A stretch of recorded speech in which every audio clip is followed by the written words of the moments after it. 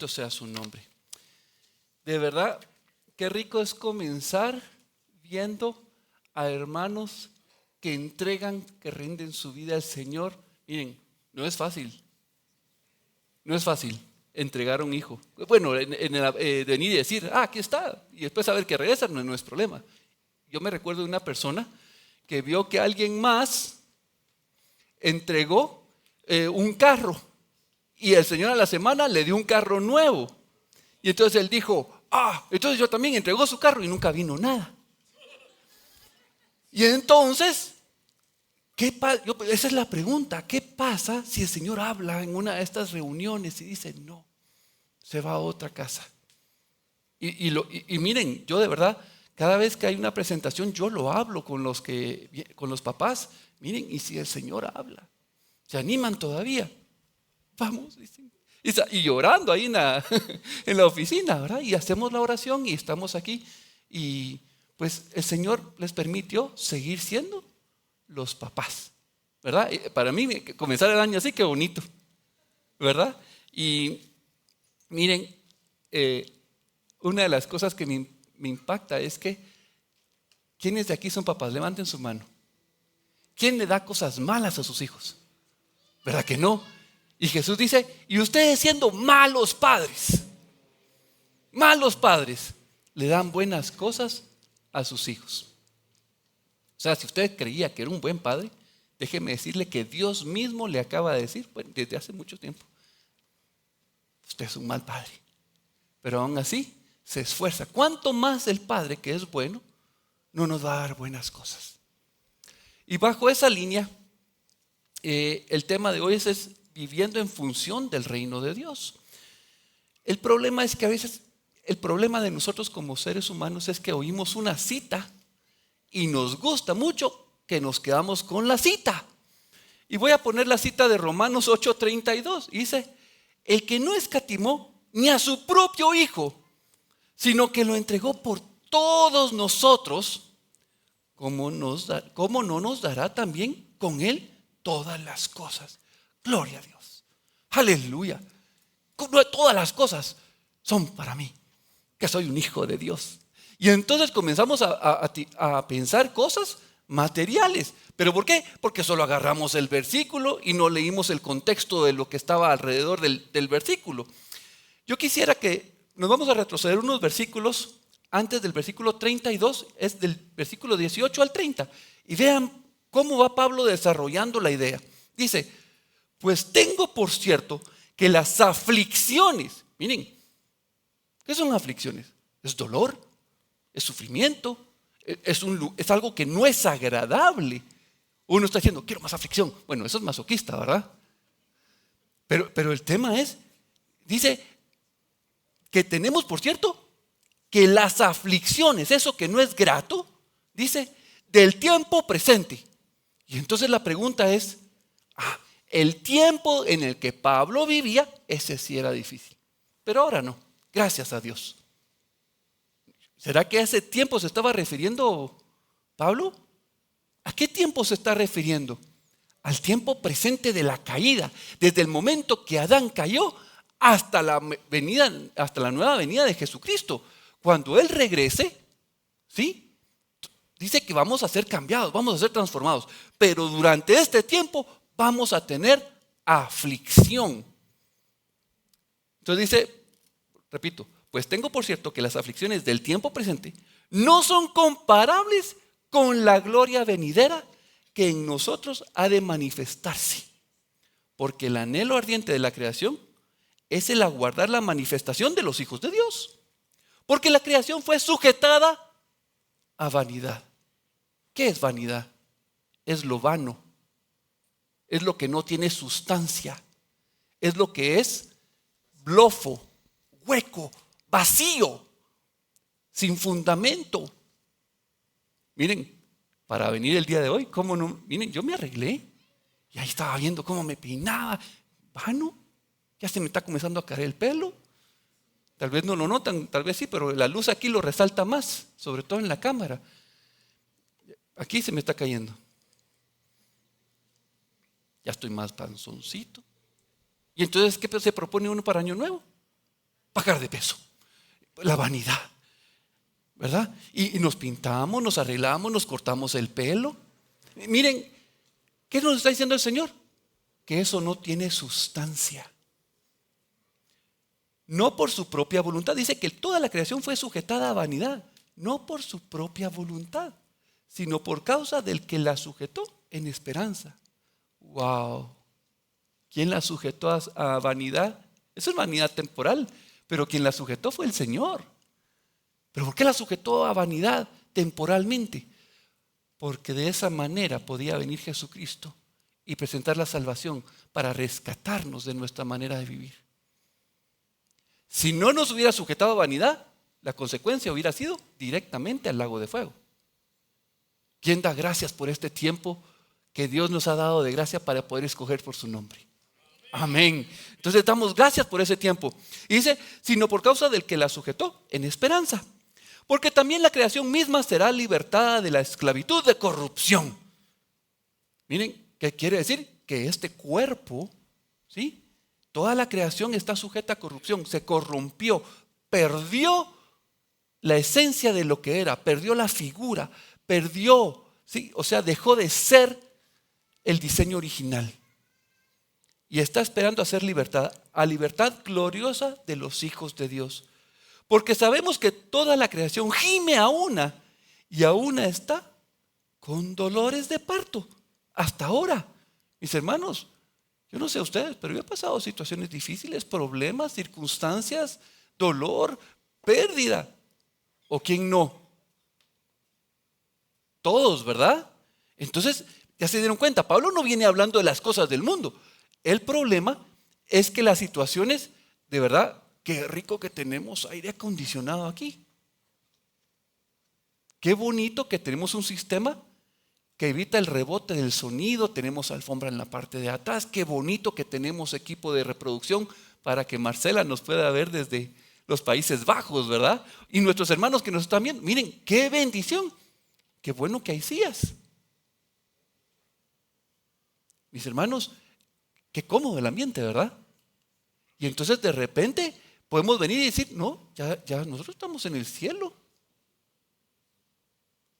Y comenzamos a equivocar porque los tiempos de dolores todavía son actuales. Pero las circunstancias externas nos pueden engañar y decir que no hay problemas, que no hay circunstancias difíciles. Versículo 23. Y no solo ella, sino que también nosotros mismos que tenemos las primicias del Espíritu, nosotros también gemimos dentro de nosotros mismos, esperando la adopción de la redención de nuestro cuerpo. Miren, ustedes no han dicho alguna vez, ya no me aguanto. Un montón. ¿Sí? Qué tremendo, ¿verdad? Dice, versículo 24, porque en esperanza fuimos salvos, pero la esperanza que se ve no es esperanza, porque lo que alguno ve, ¿a qué esperarlo? Pero si esperamos lo que no vemos, con paciencia lo aguardamos. Y de igual manera el Espíritu nos ayuda en nuestra debilidad. Pues, ¿qué hemos de pedir como conviene? No lo sabemos, esa es la verdad. No sabemos pedir como conviene. Quiero un carro nuevo, Señor. Tú sabes que la camioneta no me gusta. Ya mi carrito está fallando, el starter. Ya, al final de 2 minutos, pero termina arrancando. Pero yo quiero carro nuevo, quiero casa nueva. Un amigo trabajó en una construcción, terminó la casa. ¿Y qué creen? No le pagaban. Porque supuestamente el que construyó la casa se había quedado sin dinero. Pero la verdad es que dijo, si estoy estrenando casa, tengo que estrenar también carro yo. Y carro mi esposa y mis 2 hijos.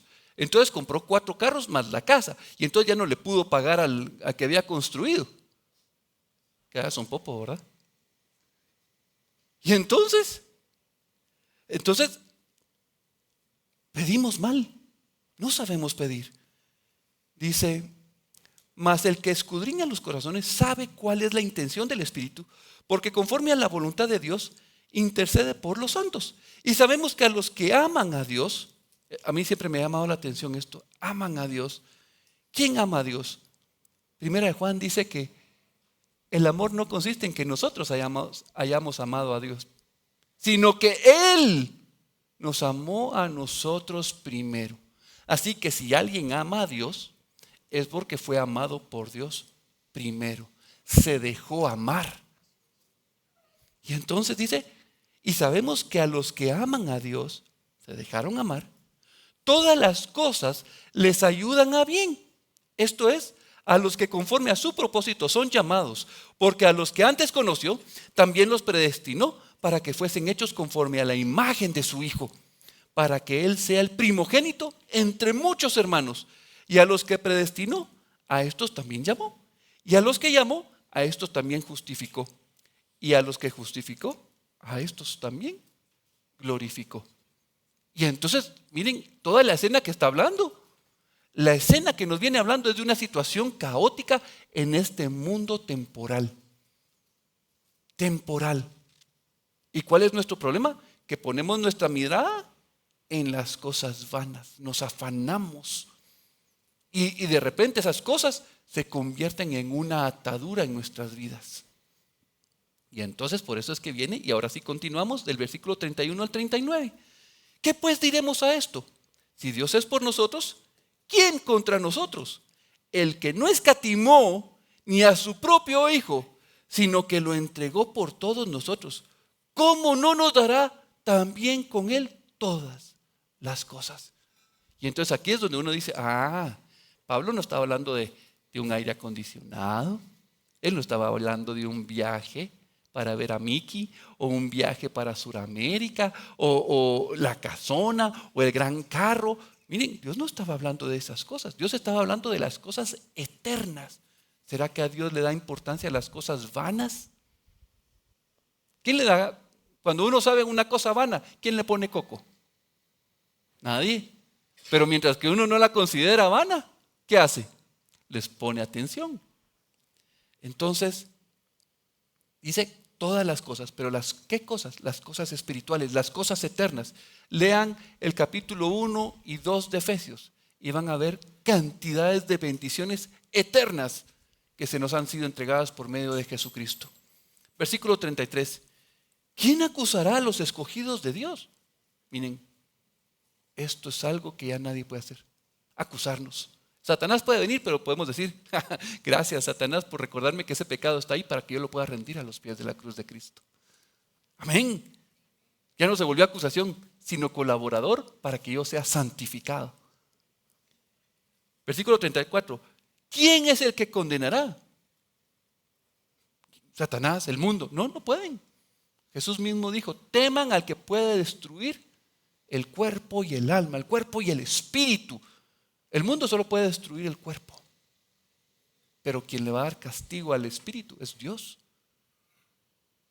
Entonces, ¿quién? Dice, Cristo es el que murió, aún más, el que también resucitó, el que además está a la diestra de Dios, el que también intercede por nosotros. ¿Quién nos separará del amor de Cristo? Tribulación, o angustia, o persecución, o hambre, o desnudez, o peligro, o espada.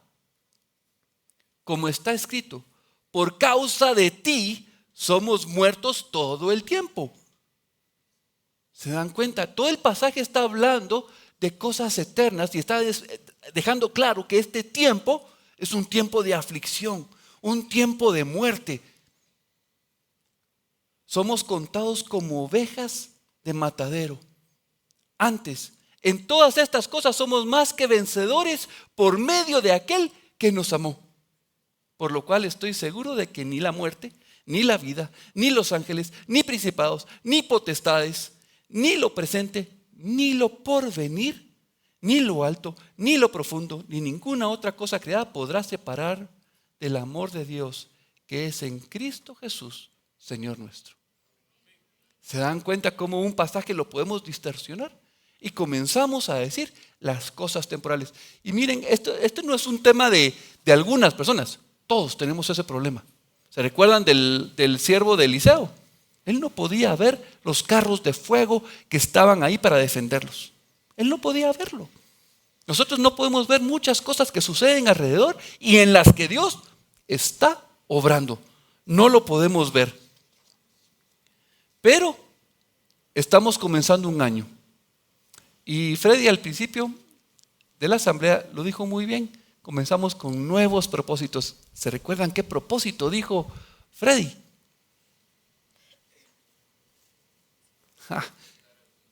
Estar bien con el Señor, buscarlo cada día, que yo no me separe. Miren, qué buen propósito. Pero lamentablemente el mundo nos contagia con muchas cosas y nos ponemos propósitos. Estoy seguro que más de alguna le voy a pegar a alguno, más de alguna.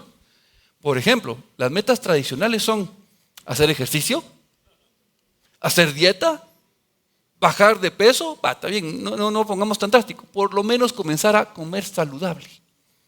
Mejorar la forma en que nos alimentamos. Aprender algo nuevo, un nuevo idioma. Aprender a usar bien Word o Excel o un programa. Depende de la carrera en la que estás. Voy a estudiar, voy a aprender a dibujar, a pintar. ¿Algo nuevo? Hoy sí voy a leer la Biblia en un año. Hoy sí. Permítanme. Tomar más agua. Dejar la Coca-Cola y todas esas bebidas gaseosas. Salir de deudas. Ahorrar. Hoy sí voy a ahorrar por lo menos el 1% de mi sueldo, dicen algunos. Este año sí voy a viajar. Y voy a trabajar menos. Y voy a ganar más. Voy a pasar más tiempo con mi familia.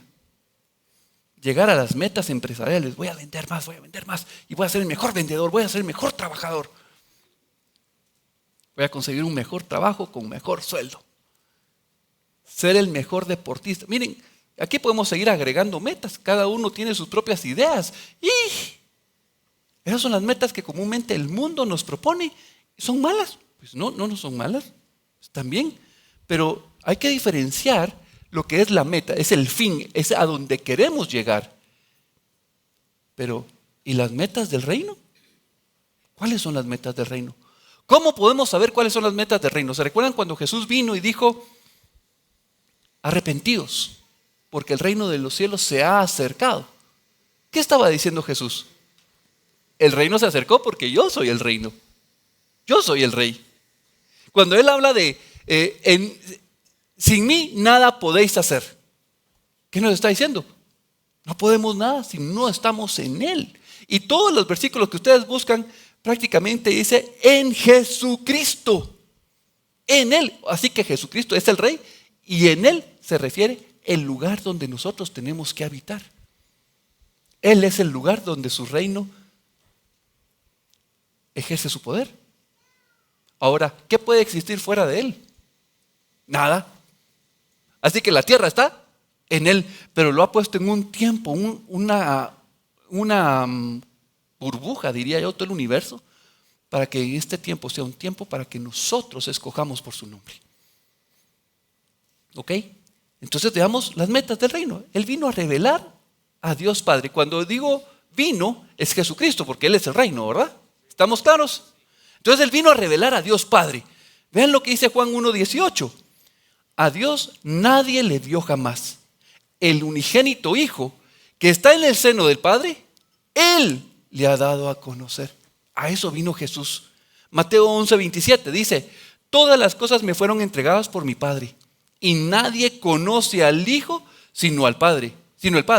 Ni el Padre conoce a alguno, sino el Hijo, y aquel a quien el Hijo lo quiera revelar. Así que Jesucristo es el único que puede revelar al Padre. Y Él vino a revelar al Padre. Vino también a reconciliar toda la creación a causa del pecado. Nosotros, como cabeza de la creación, como corona de la creación, al permitir el engaño, al no ser responsables, delegamos la autoridad que Dios nos había dado y la cedimos, ¿sí? Y ahora el príncipe de este mundo es Satanás. Y dice Colosenses 1:19-20: por cuanto agradó al Padre que en él habitase toda la plenitud, y por medio de él es Jesucristo, en él reconciliar consigo todas las cosas, así las que están en la tierra como las que están en los cielos, haciendo la paz mediante la sangre de su cruz. Jesucristo nos vino a reconciliar había enemistad entre Dios y nosotros. En el momento que ofendimos a Dios, que la creación cayó, hay una ofensa. Y la mano de Dios está levantada. Hay enemistad. Y Dios vino a poner paz. No entre nosotros, eso es secundario. Pero Dios no quería que su ira cayera sobre nosotros. Entonces nos vino a reconciliar. Pero vino también a redimir a la humanidad. Miren, redimir habla de volver a comprar algo que era de él. Adán y Eva y toda la creación le pertenecían, pero fue robada. Y él vino y la volvió a comprar. Eso es redimir. Alguien me contó la anécdota, no me recuerdo quién, que alguien tenía un barquito, lo puso en un río y se fue y ya no lo pudo recuperar. Y él triste. Y un día bajó a la ciudad y en una tienda, ahí estaban vendiendo su barco. Miren, fue y consiguió el dinero y pagó caro por su barquito. Eso es redimir. Bueno, Dios nos volvió a comprar porque nosotros por derecho de creación somos de Él. Pero nos redimió, nos rescató. Dice que nos rescata lo que había perdido. Nos vino a rescatar. Lucas 19:10 habla, porque el Hijo del Hombre vino a buscar y a salvar lo que se había perdido. También dice, vino y resucitó. Pero vino a resucitar para también resucitar a la humanidad de la muerte. Vino a darnos vida. Qué propósitos tan bonitos, pero uno dice, pues que Él es Jesús. Pero también vino a cumplir la ley. Vino a llamarnos al arrepentimiento. Vino a mostrarnos la voluntad del Padre. Vino a mostrarnos el camino y el significado de la vida. Vino a darnos propósito. Vino a darnos sentido. Miren, yo antes de Cristo trabajaba y al final yo trabajaba por el dinero para ver cómo subsistía. En algún momento al principio pensaba que era sobrevivencia, luego dije mejorar el estilo de vida, y conforme uno va subiendo en la escala en la pirámide de Maslow es, ¿verdad? Entonces ya voy cubriendo, ya cuando ya tenga mis millones, voy aquí, voy a ayudar a la gente pobre. Cuando Cristo viene, cambia nuestra forma de pensar, nuestra forma de ver, de sentir, y entendemos que los propósitos no son los mismos, los del mundo. Entonces yo estoy viendo hacia allá y comienzo en mi viaje en mi lancha y comienzo aquí. Un poquito, aquí voy, aquí ya enderecé. ¿Qué significa? Tengo claro hacia dónde es la mira, hacia dónde es la meta.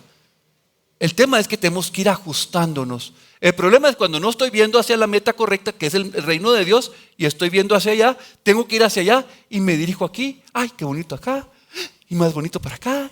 Miren, yo puedo viajar. Y eso es lo que el mundo hace. Nosotros no nos enfilamos correctamente en las metas de Dios. Rapidito nos distrae cualquier cosa. Nunca se me olvida, fuimos al Autosafari Chapín. Y íbamos con Sebas. Estaba chiquito, tal vez aquel tendría unos 2 años y medio, 3. Y mira la jirafa. Miren, lo teníamos enfrente, a 2 metros. Y él, la mosca. Que se nos metió una mosca en el carro. ¿Creen que vio la jirafa? Nunca la volteó a ver. Mira la jirafa. No, la jirafa seguimos de largo, ¿verdad? ¿Por qué? Porque nos distraemos. Y eso, miren, no crean que solo a los niños chiquitos. Como no podemos ver las metas del reino, nos distraemos con facilidad. Vean lo que sucedió. Después de que Jesús hizo la multiplicación de los panes, él se subió a una barca, llegó a otro lugar y la gente lo siguió. Y entonces la gente lo quería hacer rey. Leamos, dice, pero entendiendo Jesús que iban a venir por él, para apoderarse de él y hacerlo rey, volvió a retirarse al monte él solo. ¿Qué es lo que está sucediendo? Queremos que Jesús venga a este mundo de vanidad y que Él sea el rey de lo vano. Eso es lo que estaban haciendo.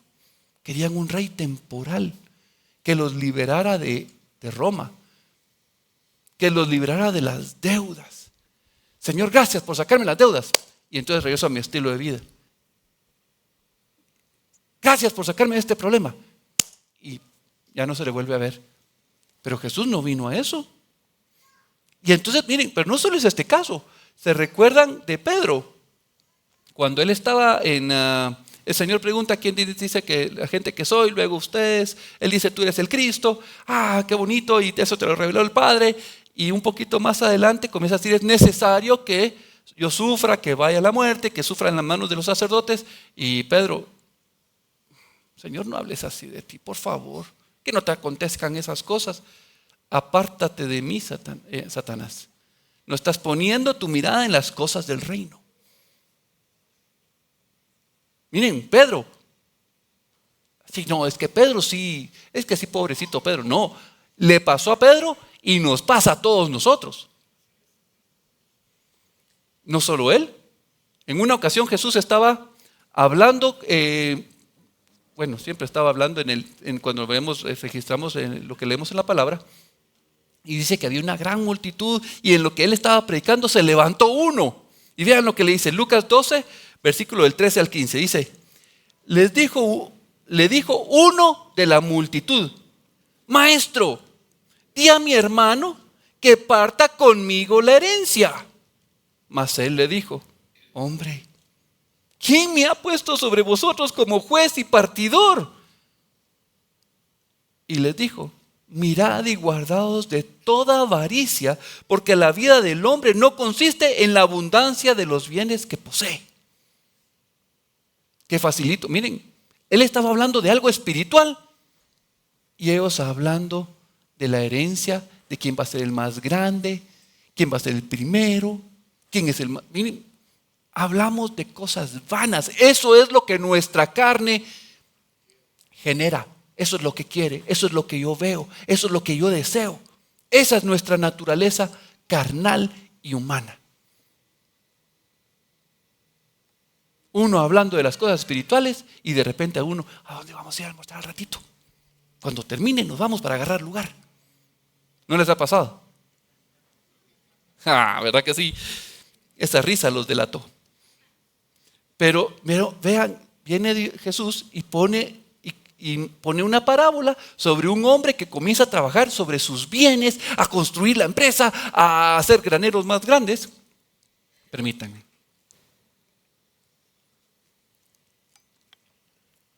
Y cuando termina, Jesús le dice, necio, esta noche vienen a pedirte tu alma y lo que has provisto.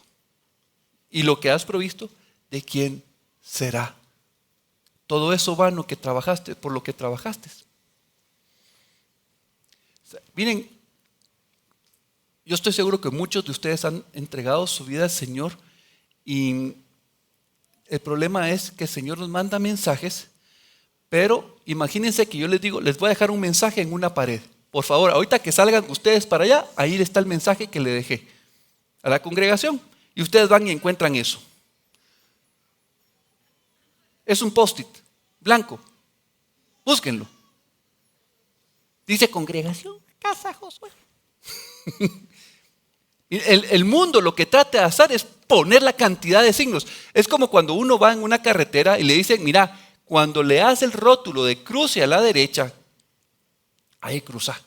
Pero no sale el rótulo de Mac, el rótulo de Burger, no sale. Y nos ponen todos los rótulos de todas las marcas, Nike, que la camisa Adidas, que la pelota de aquí de Wilson, miren, todas las marcas, los deportes, los tenis, ¿qué deporte les gusta hacer?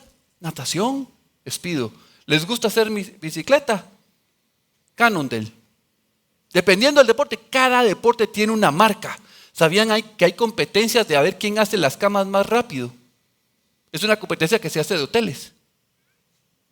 Se juntan los hoteles y ponen a competir a sus empleados. Y se llevan premios, ¿verdad? Pero miren, son las cosas que nos desvían de las metas, de los propósitos. ¿Qué propósitos son los que tú estás viendo? Del domingo de 10:30 a 12:30, los del reino de Dios. El resto de la semana, ¿cuál?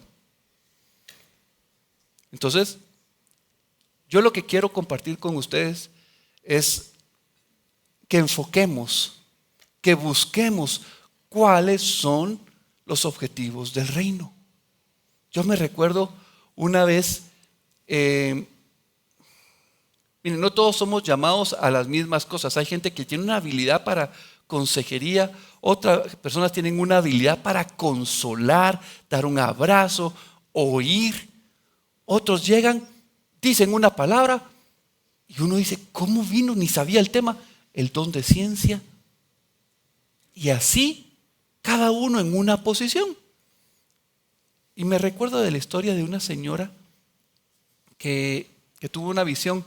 Ella, por circunstancias de su vida, ella siempre quiso viajar y ser misionera, pero no pudo. Entonces, desde su casa, ella oraba por los misioneros, cuando podía hacía ofrendas, y estaba orando y orando, y un día lloraba y lloraba, porque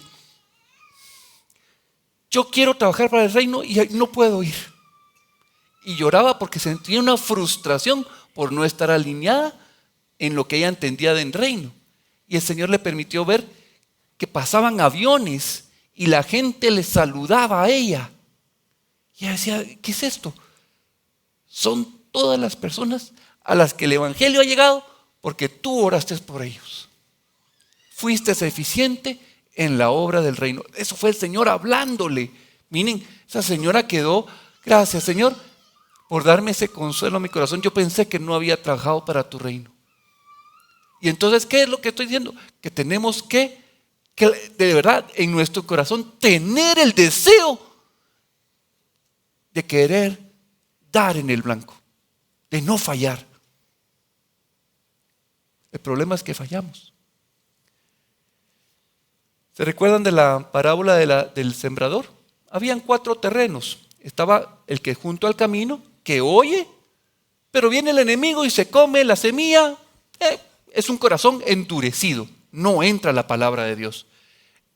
El terreno que era entre pedregales, miren, las piedras representan la persecución y la aflicción por ser creyente.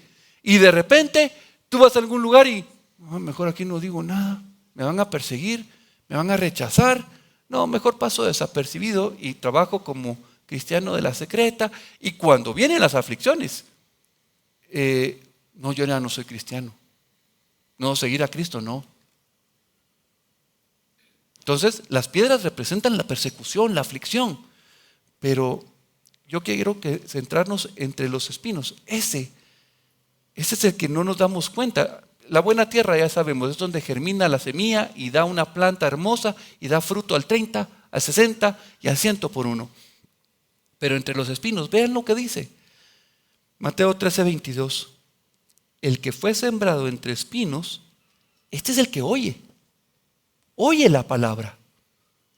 Pero el afán, miren, eso de afán es importante porque afán habla de un deseo grande, desmedido, fuerte por algo. Pero el afán de este siglo, el afán de lo que es vano y el engaño de las riquezas ahogan la palabra y se hace infructuosa. Cuando vemos este pasaje, voy a tratar de balancear. Es complicado porque no quiero venir y satanizar algo, porque no es cuestión de cosas. El problema está en nuestro corazón. Entonces, si yo digo, carro es malo, tener carro es malo. Y no, el carro no es malo. El problema es cuando en nuestro corazón el carro se vuelve un afán. Cuando el querer tener una casa se vuelve un afán. Y entonces, de repente, comenzamos a pensar en algunas riquezas. No, pero no es malo que uno tenga un viaje y descanse. No, no es malo. ¿Quién ha dicho que es malo descansar? Jesús se apartaba para descansar. Y si Dios te regala un viaje, ¡qué rico! Pero de repente, el problema es cómo nosotros comenzamos a envolver las cosas para que todo lo que nosotros digamos, todo parezca que está alineado a las cosas de Dios. Y ese es el problema, porque ahí es donde comenzamos a tener el engaño. Fíjense pues, yo lo que me he dado cuenta es que las plantas que tienen espinos, cuando son pequeñas, no tienen espinos. ¿Se han dado ustedes cuenta? Cuando son matitas chiquitas, no tienen espinos. Y entonces comenzamos con una idea de que eso es bueno. Pero comienza a crecer y comienza a crecer y comienza a salirle las espinas. Y esas espinas ahogan la palabra. Eso que estaba creciendo en nuestro corazón en favor de las metas o los propósitos del reino, eso que pensábamos que no era malo, comienza a tener espinas y ahoga la palabra de Dios en nuestros corazones. Y nosotros decimos, no, es que todos los años hacemos un viaje. Y como tengo que me sobra un poquito más, ya hacemos 2. Ya vamos por 5 viajes al año. Y de repente, ya viajo todo el tiempo. ¿Han visto ustedes esas personas que viven ya en cruceros? ¿Han oído ustedes de personas que viven en los cruceros? Miren, ya ni se bajan, ahí viven.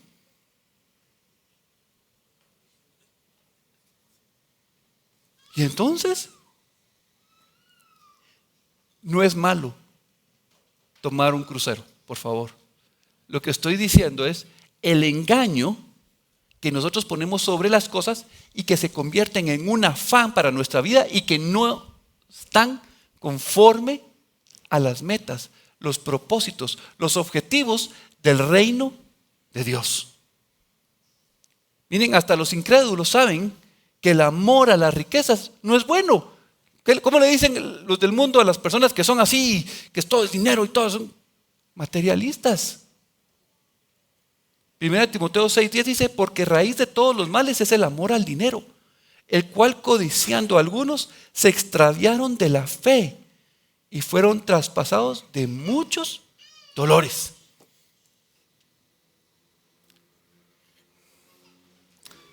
El dinero no es malo. El dinero es una herramienta que utilizamos para intercambiar. El problema está que nuestro corazón pone el engaño. El enemigo, el mundo, nos quiere seducir. Miren, la corriente del mundo, para los jóvenes especialmente, el tema es, cuando se gradúan, tienes que sacar una carrera. Tienes que ser alguien en la vida.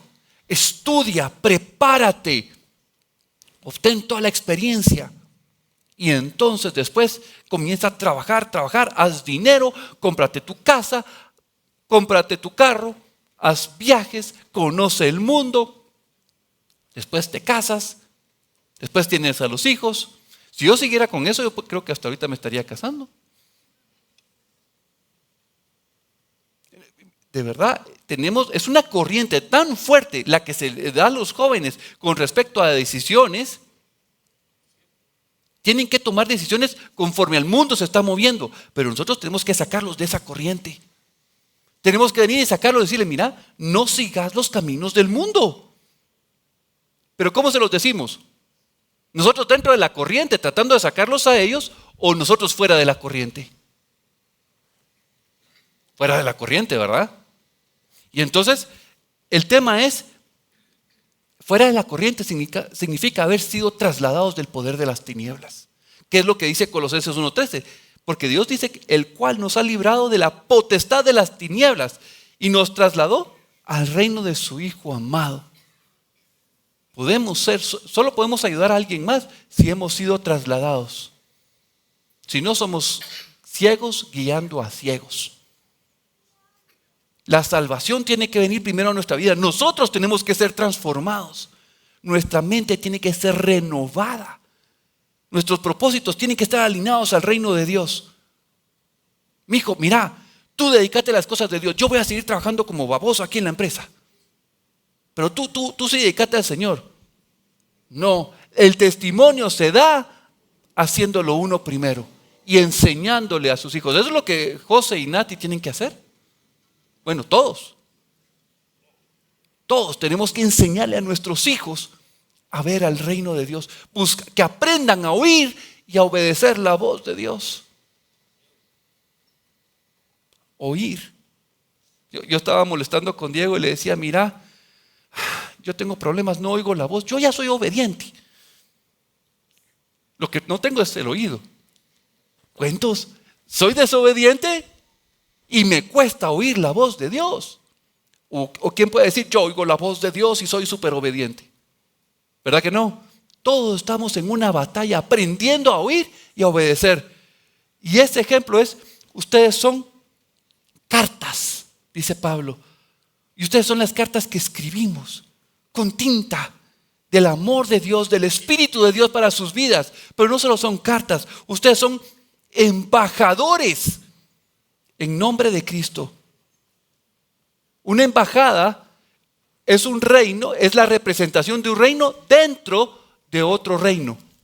Este reino es de las tinieblas, es el poder de las tinieblas. Y nosotros somos embajada del reino del Hijo de Dios, de Jesucristo. Somos sal, somos luz. Y entonces nuestros propósitos deben de estar enfocados, alineados a sus propósitos, no a los nuestros, a los de Él. Nosotros le preguntamos al gobierno principal, ¿qué respuesta tenemos que dar ante la situación que se está presentando?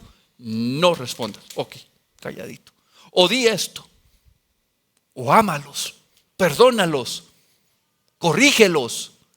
Predícales. Tenemos que estar enfocados. Miren, esto no es una receta de cocina donde siempre recibo los mismos pasos para todas las situaciones. Cada situación es de ir a doblar rodillas y preguntarle, Señor, ¿qué hago aquí? No sé. Espero tu indicación. ¿Tengo ya la respuesta? ¿Tengo paz? ¿Quién me confirma? Y entonces procedemos. Pero el tema es que tenemos dos líneas, la cultura del mundo y la cultura del reino. Pero cuando hablamos de cultura, fíjense qué interesante, la palabra cultura, ¿sabe alguien de dónde proviene la palabra cultura? Proviene de la palabra culto. Muchas organizaciones están buscando proteger las culturas. Por ejemplo, la cultura de Guatemala, la cultura maya, la cultura de no sé qué. Y comienzan a poner leyes de protección para que esas culturas sean resguardadas. Pero el significado de cultura es el culto que se da en esa área, ¿sí? Es la cultura de esa zona. ¿A quién le están dando culto? Entonces quieren blindar la idolatría de esos lugares. Qué curioso, ¿verdad? A veces nosotros decimos, qué linda la cultura, las tradiciones, pero ¿cuál es el motivo de las tradiciones? ¿Cuál es el motivo? ¿Cuál es el propósito?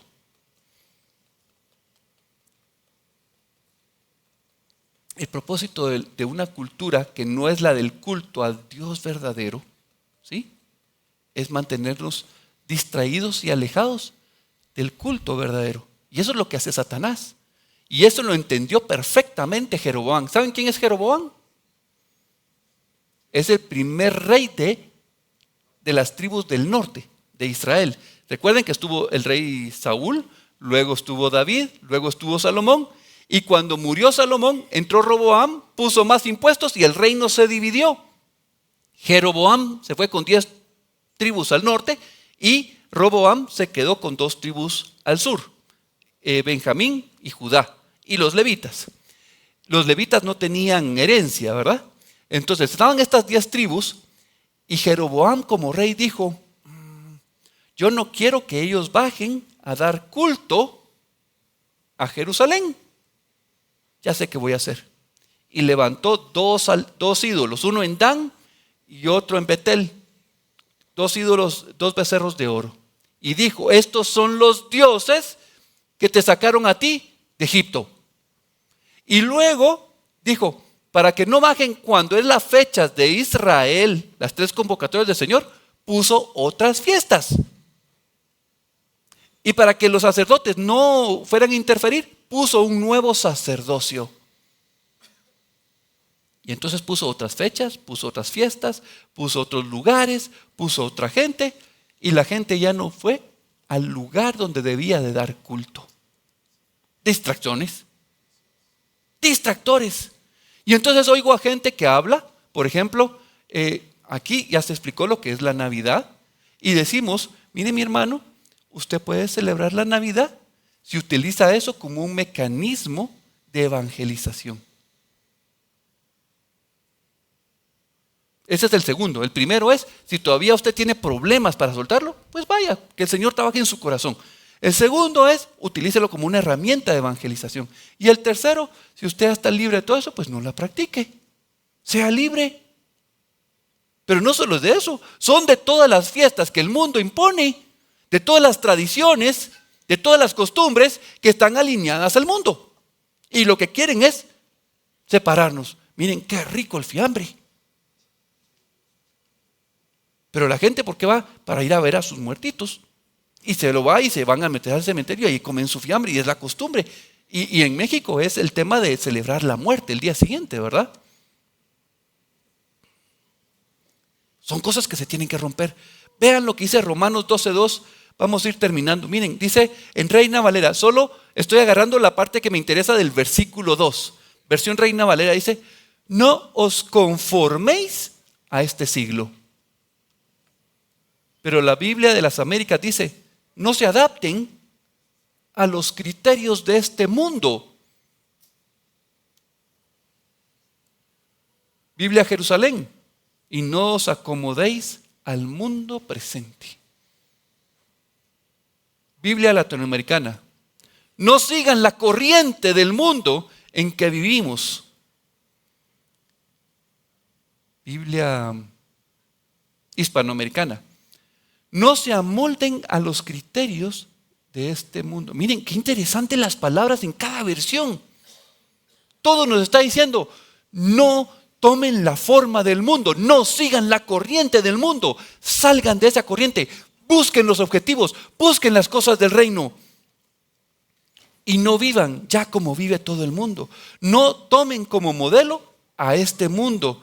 La Nueva Traducción Viviente, no imiten las conductas ni las costumbres de este mundo. Miren, tradiciones, esquemas, culturas. Culto. ¿A quién vas a darle culto tú? Señor, yo me quiero alinear contigo. Yo quiero estar alineado a tu voluntad. Quiero aprender a oír tu voz. Realmente quiero aprender a ser obediente.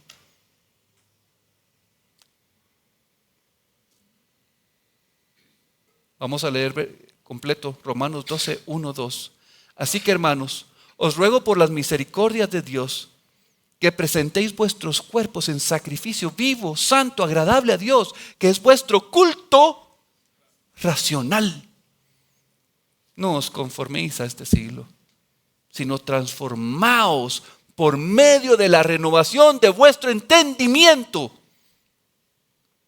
para que comprobéis cuál sea la buena voluntad de Dios, agradable y perfecta. O sea que yo tengo que evaluar qué son los cultos que yo estoy haciendo. Miren, tenemos que remojar nuestras barbas. Los chivitos tal vez. Pero, de verdad, Señor, ¿qué es lo que tú quieres? ¿Qué es lo que tú quieres? Vamos a orar. Y puede ser que tú ahorita hay muchas posiciones. ¿No le has entregado tu vida al Señor? ¿Te has alejado? ¿O estás caminando con rumbos torcidos de un lado al otro? ¿No estás alineado en función del reino de Dios? Entonces, ¿puedes entregarle tu vida?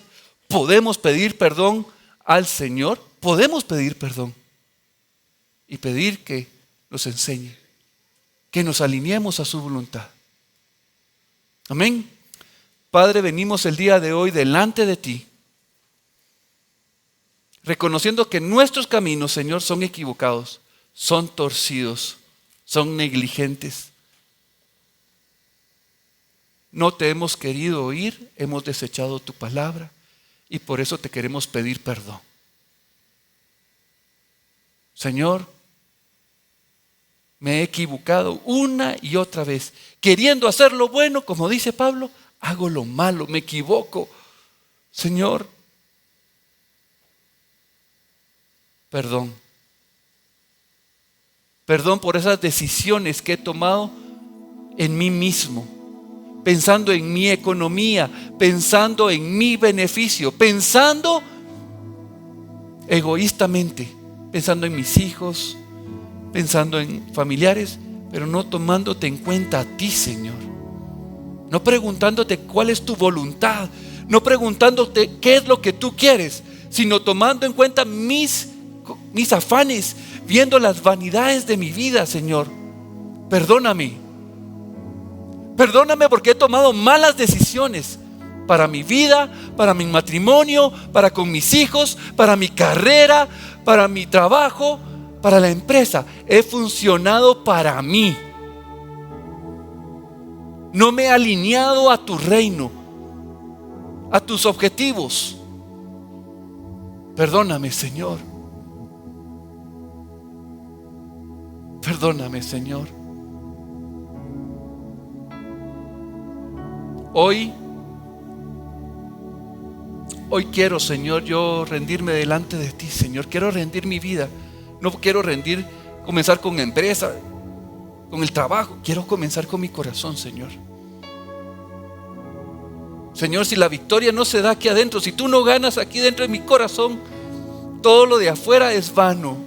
Estoy orando por cosas que solo son externas, son maquillaje. El cambio tiene que ser aquí en mi corazón. Quiero rendirme a ti. Quiero aprender a oír tu voz. Quiero aprender a ser obediente. Quiero aprender a caminar contigo, Señor. Que tú seas el que me diga a dónde tengo que ir. Yo ser tu piloto, Señor. Y a donde tú me digas, yo llevarte, Señor. ¿Cómo van a creer otros, Señor, si no hay alguien que vaya y les predique la palabra? Yo quiero hoy aprender a decir: heme aquí, Señor, heme aquí. Quiero alinearme a lo que tú estás viendo en el mundo. Ya no quiero ser estéril, ya no quiero ser inerte, ya no quiero ser apático, Señor. Quiero ser transformado, quiero ser cambiado para ti. Te necesito, Señor. Y no quiero hacer un plan en el cual tú no estás. Como dijo Moisés, Señor, no nos saques de aquí si tú no nos vas con nosotros. No nos muevas de aquí si tú no vas con nosotros.